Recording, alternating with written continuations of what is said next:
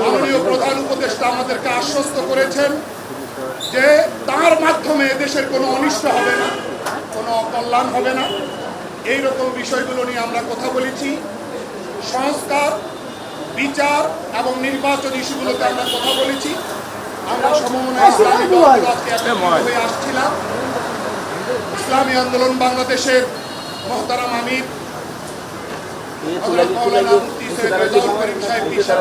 তিনি আসছিলেন। আমি জমিয়ত উলামা ইসলাম বাংলাদেশের মহাসচিব মঞ্জুরুল ইসলাম আফিন্দি, মাওলানা মঞ্জুর ইসলাম আফিন্দি এসেছিলাম। খেলাফত মজলিসের মহাসচিব কাদের সাহেব আসছিলেন। এরকম অন্যান্য ইসলামী দল, বাংলাদেশ খেলাফত মজলিস ইসলাম ঐক্যজোট নিজাম ইসলাম পার্টি, ওনারাও আমির মহাসচিবগণ আসছিলেন। আমরা হেফাজতে ইসলামের সম্মানিত মহাসচিব হযরত মাওলানা সাজিদুর রহমান সাহেব তিনি আসছিলেন। আমরা তারপরে গণ অধিকার পরিষদের যে সভাপতি জনাব নুরুল হক নূর সাহেব তিনি আসছিলেন। আমরা একসঙ্গে বাংলাদেশ খেলাফত মজলিসের শ্রদ্ধেয় আমির মাওলানা মাহবুবুল হক সাহেব আসছিলেন। আমরা একসঙ্গে অন্তরঙ্গ পরিবেশে খোলামেলা কথা বলেছি। নির্বাচন, সংস্কার, বিচার প্রশ্নে আমরা কথা বলেছি।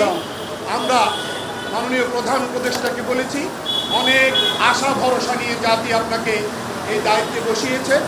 আপনি ধৈর্য, সাহসিকতা এবং প্রজ্ঞার সাথে আপনি সকল রকম দেশ বিরোধী, রাষ্ট্রবিরোধী চক্রান্ত রুখে দিয়ে আপনি মৌলিক সংস্কারগুলো শেষ করবেন এবং জাতিকে আপনি একটি কাঙ্ক্ষিত নির্বাচনের সুনির্দিষ্ট সময়সীমা দেবেন।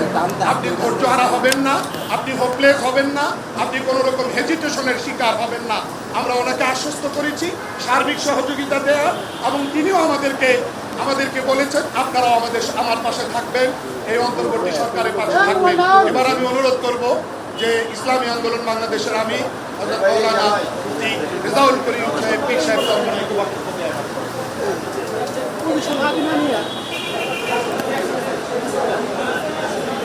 আমি কথা বলবো এই যে কোয়ানে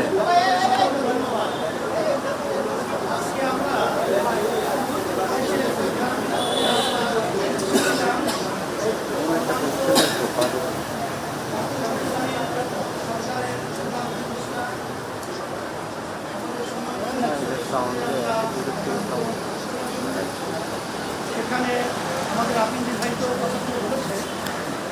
আমরা তাকে বলেছিলাম যে জুলাই আগস্টের যে অভ্যুত্থান হয়েছে, হাজার হাজার মায়ের কোল সন্তান হারা হয়েছে, অনেক আমার উদীয়মান বাংলাদেশের ভবিষ্যৎ সন্তানগুলো চক্ষু হারিয়েছে, অনেকে বন্ধুত্ব বরণ করেছে। এতগুলো ত্যাগের পরে আমরা এই দেশটাকে সুন্দর একটা দেশ হিসাবে আমরা পাবো। আমরা বলেছিলাম সম্মানিত উপদেষ্টাকে প্রধান যে আপনি তখন আমাদের দেশ আমাদের দেশের মানুষের প্রয়োজন আমরা আপনাকে নিয়ে এসেছিলাম। আমরা একত্রে সুন্দর দেশ গড়ার লক্ষ্যে মাঝখানে চলার পথে আপনি হয়তোবা কষ্ট পেয়েছেন, আপনাকে কাজ করার সুযোগ দেওয়া হচ্ছে না, বিভিন্ন জায়গায়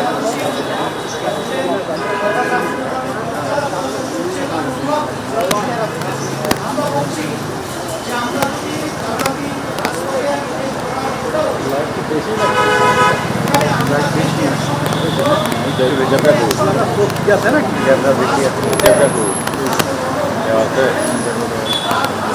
সমুদ্রে আপনি আমাদেরকে ফেলে চলে যাবেন, এটা হতে পারে না। এই ধরনের চিন্তা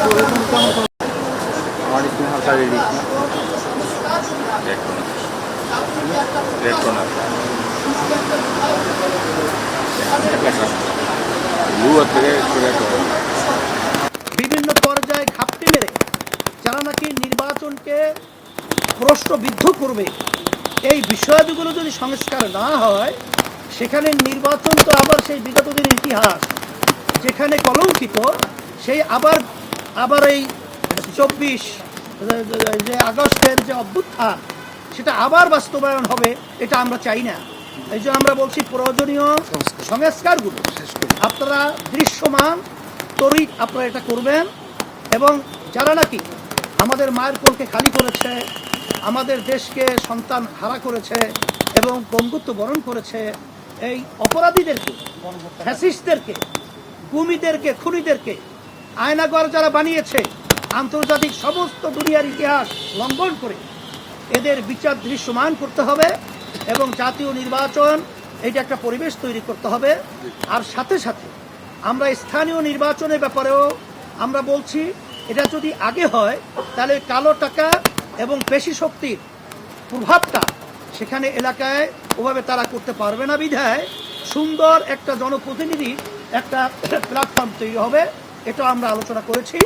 আর সাথে সাথে আপনাদের সকলকে আমরা ধন্যবাদ জানাই এর জন্যে যে আমরা যেন এই দেশ গড়ার ব্যাপারে আমরা সবাই একাকার হয়ে অন্তর্বর্তীকালীন সরকার সহ এবং যারা আমরা রাজনৈতিক জুড়ে অভ্যুত্থানে যোদ্ধা যারা আমরা ছিলাম, প্রশাসন সহ, সাংবাদিক বন্ধুরা সহ সকলকে আমরা একত্রিত হয়ে আমরা দেশ গড়ার ব্যাপারে আমরা যেন একাকার হয়ে কাজ করতে পারি। আপনাদের সকলকে ধন্যবাদ জানাচ্ছি এবং আমাদের আলোচনা অত্যন্ত সুন্দর ফলপ্রসূ হয়েছে এবং বলেছি আমরা যে আমাদের সকলেই আমরা অনেকে তো দাবি করি ডিসেম্বর নির্বাচন হওয়া 25, কেউ দাবি করি রমজান, কেউ দাবি করি অমুক। আমরা বলেছি আপনারা সময় তো খুব বেশি এখানে হেরফের না, আপনি বলছেন জুনের মধ্যে, এবং আজকে আমাদের সম্মানিত প্রধান উপদেষ্টা বলেছেন জুনের একদিনের পরেও এই সরকার থাকবে না 2025, এটা আপনারা নিশ্চিত থাকেন। 2026 এটা পরিষ্কার সে বলেছে, তা সেই হিসেবে আমরা এটা আস্থা রাখতে পারি। বিধায় আজকে আলোচনা খুব সুন্দর হয়েছে এবং আমরা সবাই দেশ গড়া ব্যাপারে আর যে আমাদের যে একটা ভয় ছিল, অন্ধকারের মেঘ ছিল, সেটা আল্লাহর রহমতে অনেকটা কেটে গেছে। আমাদের অন্তর্বর্তীকালীন সরকার এবং প্রধান তাকে আমরা সাহস যোগাবার জন্য আল্লাহের রহমত করে, এবং আমরা আরেকটা কথা বলেছি, যেই বিষয়গুলো বিতর্ক তৈরি হয় এরকম সিদ্ধান্ত নেওয়ার ব্যাপারে আপনারা আরো সচেষ্ট থাকবেন, আরো চিন্তা ভাবনার মাধ্যমে প্রয়োজন হলে আপনার রাজনৈতিক দলগুলো সহ আরো যারা প্রয়োজন আছে তাদের সাথে আলোচনার মাধ্যমে তারপরে এই স্পর্শকাতর যে সিদ্ধান্তগুলো আপনারা নেবেন, এইটা আমরা বলেছি। আলহামদুলিল্লাহ ভাই, সাংবাদিক বন্ধুগণ, করিডোর প্রশ্নে আমরা আজকে যারা এসেছি সবাই দৃষ্টি আকর্ষণ করার পরে মাননীয় প্রধান উপদেষ্টা বলেছেন আমাদের প্রতি আস্থা রাখবেন, আমাদের দ্বারা জাতির কোনো অনিষ্ট, দেশের কোনো অকল্যাণ হবে না।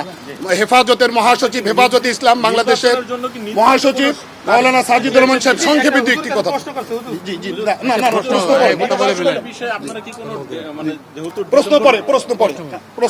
বলেছি যে আপনি যে সময়টা ঘোষণা করেছেন এটা যৌক্তিক, এই যৌক্তিক সময়ের মধ্যেই এর জন্য বাহিরে না যায় এ ব্যাপারে আপনি সচেতন।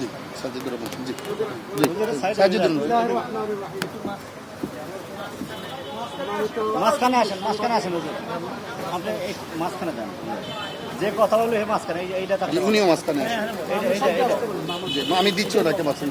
জি, আপনাদের শেষ করে পরের ধাপে উনি কথা বলবেন, স্পেস নাই তো আসলে। বিসমিল্লাহির রহমানির রহিম। প্রথমেই আপনাদের সকলকে জানাই ধন্যবাদ। বর্তমান দেশের নাজুক পরিস্থিতি, সংকটময় অবস্থার মধ্যে আমার দিক নির্দেশনা হলো আমরা সকলেই ঐক্যবদ্ধ থাকব, ফ্যাসিবাদের বিরুদ্ধে ঐক্যবদ্ধ থাকব। ঐক্যবদ্ধ থাকলে কোনো দেশি ষড়যন্ত্র, বিদেশি ষড়যন্ত্র আমাদেরকে কিছু করতে পারবে না। 2 নম্বর হলো ধৈর্য ধারণ করব। বিপদ আসলে ঐক্যবদ্ধ থাকতে হয়, ধৈর্য ধারণ করতে হয়। আল্লাহ বলেছেন ওয়াসবিরু ইন্নাল্লাহা মা'আস সাবিরিন, ধৈর্যশীলদের সাথে আল্লাহ থাকেন, আল্লাহ তাআলার সাহায্য থাকে। হেফাজতের মামলাগুলো নিষ্পত্তি। এরপরে আমরা বড় বিস্মিত হয়েছি জালেম সরকার কর্তৃক হেফাজতে ইসলামের বিরুদ্ধে প্রায় 300 মিথ্যা মামলা, যেমন আমাদেরকে হত্যা করেছে, আবার আমাদেরকে হত্যা মামলা দিয়ে হয়রানি করেছে। 9 মাসের ভিতরে 9 মাস হয়ে গেল, এখনো কেন মিথ্যা মামলাগুলো প্রত্যাহার হলো না? এটা আমাদের প্রশ্ন। আমরা পরিষ্কার বলতে চাই, আগামী জুন মাসের ভিতরে সমস্ত মিথ্যা মামলা প্রত্যাহার করতে হবে। আমাদের আরেকটা দাবি যা বলেছি সেটা হলো নারী সংস্কার কমিশন, তারা যে সুপারিশগুলো দিয়েছে, অনেক সুপারিশ সরাসরি কোরআন বিরোধী, কোরআন সুন্নাহ বিরোধী কোনো প্রস্তাবনা বাংলার মাটিতে বাস্তবায়িত হবে না। এই জন্য আমরা পরিষ্কার বলতে চাই, আপনারা দেখেছেন আমাদের কিছু মা বোনেরা তারা নারী কমিশনের পক্ষে মিছিল করেছে। তাদের সংখ্যা হয়তো 50 বা 100 হইতে পারে, কিন্তু তাদের এই সুপারিশ মানে না। ওই ধরনের মুসলিম নারীর সংখ্যা হবে কোটি কোটি। অতএব আপনাদেরও সহযোগিতা চাই। পরিষ্কার ইসলামই একমাত্র নারীর যথাযথ অধিকার দিয়েছে, মর্যাদা দিয়েছে। আমরা কোরআন সুন্নাহ ভিত্তিক নারীর অধিকার এবং মর্যাদা বাস্তবায়িত করতে চাই। আপনাদের সবাইকে ধন্যবাদ। আসসালামু আলাইকুম। ডক্টর আহমদ আব্দুল কাদের ভাই বলবেন, খেলাফত মজলিসের মহাসচিব। স্বাগত হোসেন রাজু সাহেব বলবেন। ওকে, বিসমিল্লাহির রহমানির রহিম। আসেন।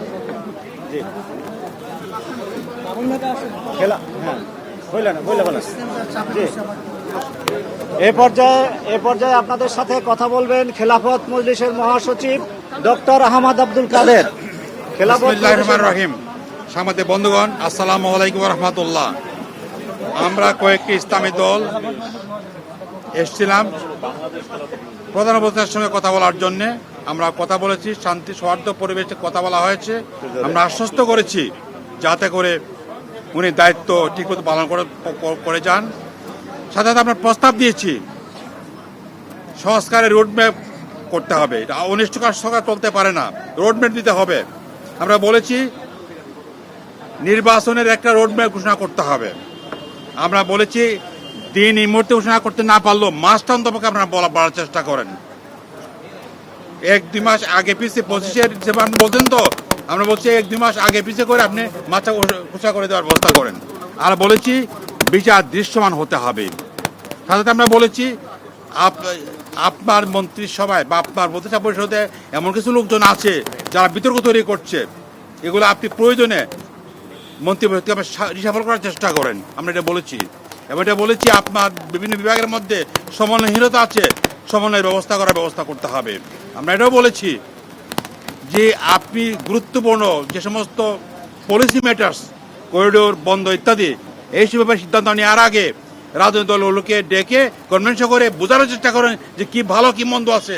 যারা বিরুদ্ধে বলেন তাদেরকে বলার সুযোগ দেন, তাহলে সিদ্ধান্ত গ্রহণ করবেন।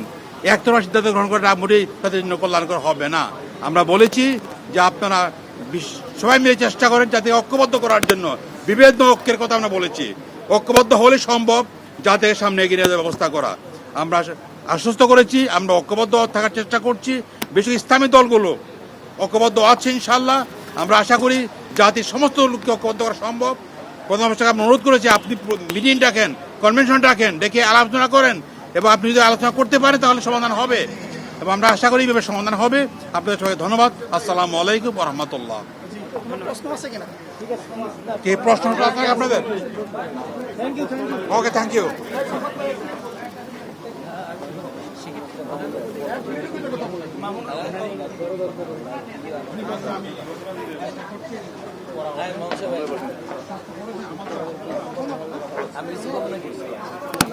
আপনি তো করে লেছেন আপনি নূর ভাই কো আসেন ভাই, নূর ভাই সবাই আসেন। হ্যাঁ আপনি বসেন, ভাই আসেন।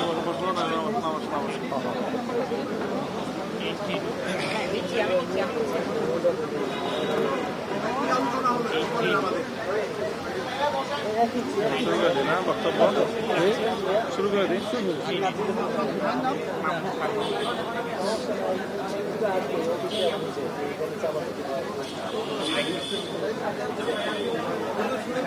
কি আলোচনা হয়েছে, আপনারা কি বলেছেন, ওনার এন্ড থেকে কি কথা হয়েছে? বিসমিল্লাহির রহমানির রহিম। আজকে সন্ধ্যা 7টায় বাংলাদেশের গণপ্রজাতন্ত্রী বাংলাদেশ সরকারের মাননীয় প্রধান উপদেষ্টার আহ্বানে বিভিন্ন রাজনৈতিক দলের নেতৃবৃন্দ আজকে আমরা এখানে এসেছিলাম এবং অত্যন্ত আন্তরিক পরিবেশে আমাদের বৈঠক অনুষ্ঠিত হয়েছে। আমরা সেখানে খোলামেলা কথাবার্তা বলেছি। আমরা বর্তমান পরিস্থিতি, বিশেষ করে গত 3-4 দিন যাবৎ বাংলাদেশের রাজনীতিতে যে এক ধরনের অস্থিরতা জনমানুষের মধ্যে যে উৎকণ্ঠা বিরাজ করছে, সেই জায়গা থেকে আমরা প্রধান উপদেষ্টাকে অনুরোধ করেছি যে যে কোনো অবস্থাতেই পরিস্থিতি যাই হোক না কেন তিনি যেন মাঝপথে হাল ছেড়ে না দেন।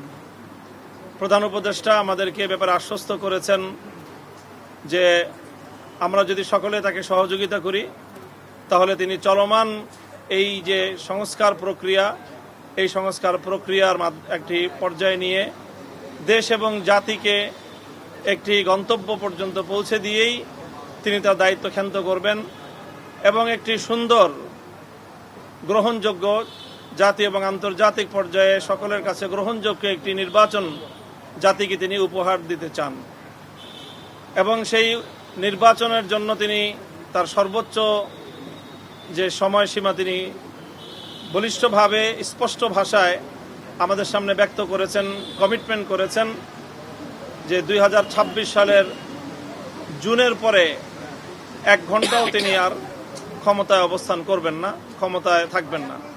এর আগেই তিনি তার প্রক্রিয়া সম্পন্ন করে নির্বাচন দিবেন। আমাদের পক্ষ থেকে আমরা 3টি বিষয়কে গুরুত্বের সাথে উপস্থাপন করেছি। একটি হলো যে চলমান সংস্কার প্রক্রিয়া, এটা এই পর্যন্ত আমরা বলেছি যে এখনো পর্যন্ত সরকারের পক্ষ থেকে সংস্কার কার্যক্রমের কাঙ্ক্ষিত মানের কোনো অগ্রগতি আমরা দেখতে পাইনি। এই বিষয়টা আমরা আমাদের উদ্বেগের কথা জানিয়েছি যে এইভাবে অনিশ্চিত গন্তব্যের দিকে যাওয়া ঠিক নয়, বরং সংস্কার কতটুকু হচ্ছে, কতটুকু হবে সেই বিষয়ে সুস্পষ্ট, অতি দ্রুত, অনতিবিলম্বেই সংস্কারের বিষয়টাকে জাতির সামনে স্পষ্ট করা উচিত যে সরকার কতটুকু সংস্কার করছে।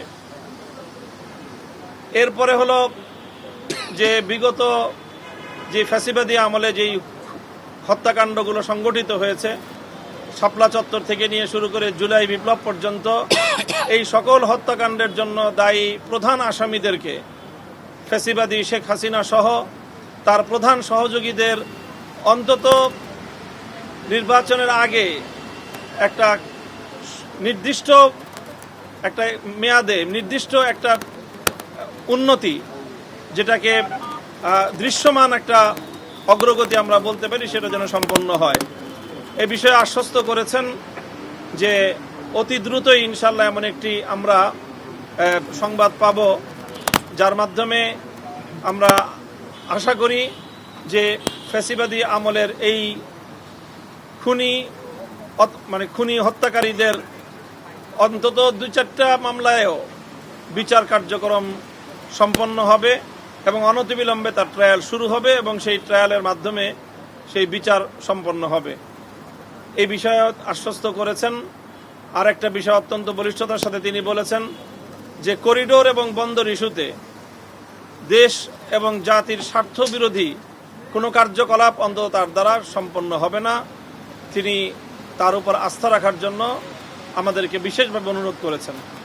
আমরা বলেছি যে এই সকল বিষয়ে, বিশেষ করে করিডোর ইস্যুতে, বন্দর ইস্যুতে, আন্তর্জাতিক যেই ইস্যুগুলো রয়েছে সেখানে যেন সকল রাজনৈতিক দলগুলোকে সম্পৃক্ত করে সেই বিষয়ে রাষ্ট্র এবং সরকার তার সিদ্ধান্ত গ্রহণ করে এবং পলিসি মেনটেন করে। এবং আমরা এটাও বলেছি যে রাজনৈতিক দলগুলোর সাথে যে সরকারের একটা দূরত্ব তৈরি হয়েছে, যেখান থেকে জাতীয় একটা উদ্বেগ তৈরি হয়, সেই জায়গাটাতেও যেন আরো বেশি পরিমাণ এবং আরো ঘন ঘন রাজনৈতিক দলগুলোর সাথে যেন প্রধান উপদেষ্টার সরাসরি অন্তর্ভুক্তিমূলক এরকম বৈঠক এবং আলাপ আলোচনা হতে পারে, সে বিষয়টাও তিনি বিশেষভাবে আন্তরিকতার সাথে নিয়েছেন। আর আমাদের বিশেষ দলীয় একটা বিষয় ছিল হেফাজতে ইসলামের মামলাগুলো প্রত্যাহারের বিষয়ে। আমরা বিগত মে মাসের 3 তারিখ মহাসমাবেশ থেকে 2 মাসের একটা আলটিমেটাম দিয়েছিলাম। সেই বিষয়ে মাননীয় প্রধান উপদেষ্টা নিজে দায়িত্ব গ্রহণ করেছেন যে তিনি এই বিষয়ে সরাসরি তদারকি করবেন এবং আশ্বস্ত করেছেন যে এবার আর এই টাইমের বাইরে যাবে না, এর মধ্যেই ইনশাআল্লাহ মামলাগুলির বিষয়ে আমরা একটি বিহিত পাব। তো কাজে আমরা এখন মোটামুটি নারী সংস্কার বিষয়েও নারী সংস্কার কমিশন বিষয়ে আমরা আমাদের উদ্বেগের কথা জানিয়েছি। সেই বিষয়েও তারা আমাদেরকে ইতিবাচক কথাই বলেছেন এবং আমরা এ ব্যাপারে এখন পর্যন্ত আশ্বস্ত যে বিতর্কিত কোরআন সুন্নাহ বিরোধী কোনো নীতি, কোনো আইন বাংলাদেশে তারা কার্যকর করার কোনো পদক্ষেপ নেবেন না, যে এটা আমরা আশ্বস্ত। এবং আমরা নির্বাচনের বিষয়ে আমরা খুব বেশি করে বলেছি যে একটা সুনির্দিষ্ট একটা সময় যেন বলা হয়। এই ডিসেম্বর থেকে জুন এই সময়টা তো একটা বড় সময় হয়ে যায়। এখানে মানুষের মধ্যে, জনমানসে একটা কনফিউশন এবং একটা ধূম্রজাল বা বিভ্রান্তি তৈরি হওয়ার একটা অবকাশ থাকে। সেই প্রেক্ষিতেই তিনি বলেছেন যে চূড়ান্ত কথা হলো যেভাবেই হোক জুনের মধ্যে আমি নির্বাচন সুসম্পন্ন করব। যে এই বিষয়ে আমাদের কাছে এই আলোচনা হয়েছে এবং তিনি আমাদের কাছে আশাবাদ ব্যক্ত করেছেন যে এই সকল কার্যকলাপে বাংলাদেশকে বিশ্ব দরবারে একটি সম্মানের আসনে অধিষ্ঠিত করার জন্য তিনি তার তৎপরতা এবং তার যোগ্যতা, তার মেধা দিয়ে তিনি সর্বোচ্চ চেষ্টা করবেন এবং তিনি আশাবাদ ব্যক্ত করেছেন, প্রত্যাশা ব্যক্ত করেছেন যেন আমরা তাকে এই ব্যাপারে সহযোগিতা করি। আমরা তাকে আশ্বস্ত করেছি যে দেশ জাতির পুনর্গঠনে এবং আন্তর্জাতিক অঙ্গনে বাংলাদেশের ভাবমূর্তি উন্নয়নের ক্ষেত্রে আমরা তাকে সহযোগিতা করব।